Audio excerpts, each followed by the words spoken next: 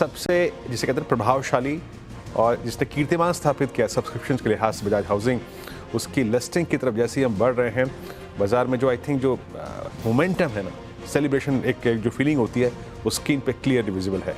Nifty at all time high, अमूमन screen पे मैं बोलता हूँ समृद्धि का सूचकांक निफ्टी अब नए शिखर पर, और बीएसई पर जो बजाज हाउसिंग है जनाब वो 150, यानी जहाँ तक लिस्टिंग गेंस का सवाल है, हम अमूमन जो है वो ग्रे मार्केट के प्रीमियम जो है वो कोट नहीं करते, बट उससे भी कहीं अच्छा, इट्स नाउ 150, 155 इस ट्रजेक्टरी में अगर आप देखेंगे लिस्टिंग होने की संभावना 115 रुपये, मतलब 115% माफ़ कीजिएगा।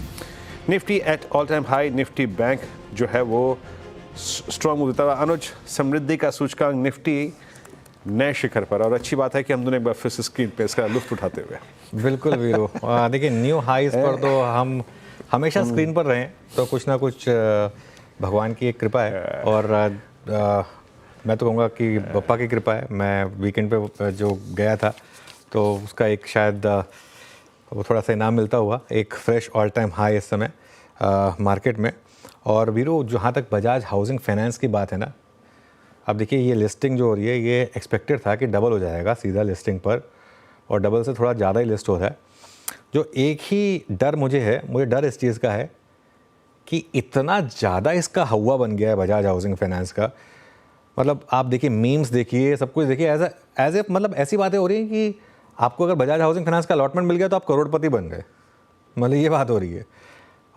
ऐसा कुछ नहीं है, ठीक है लिस्टिंग अच्छी हो रही है, लेकिन थोड़ा समझ कर, ये 150 पर आप बाय नहीं कर सकते। देखिए चलने को अब मार्केट में क्रेजीनेस है, कुछ भी हो सकता है, चला जाए 200, लेकिन आपके पास अगर आईपीओ में मिला है अलॉटमेंट, आप होल्ड करना चाहते हैं, वो आपकी कॉल है।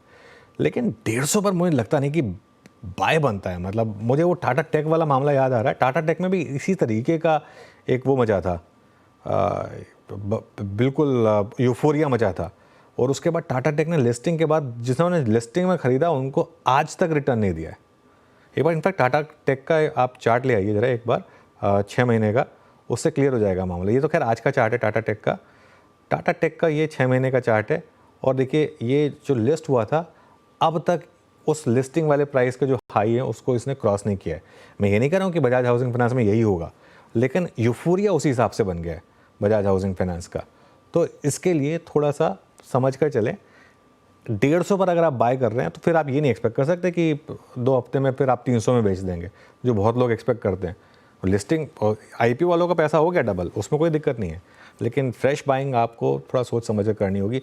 नॉर्मली तरीका ये होता है कि पहले 2 दिन देख लें और उसके बाद एक व्यू लें, तो वो मेरे ख्याल से बेटर अप्रोच रहेगी। इस प्राइस पर मैं तो मतलब बहुत मुझे लगता है कि रिस्क लगता है कि इस प्राइस पर अगर आप फ्रेश चेज़ करेंगे तो।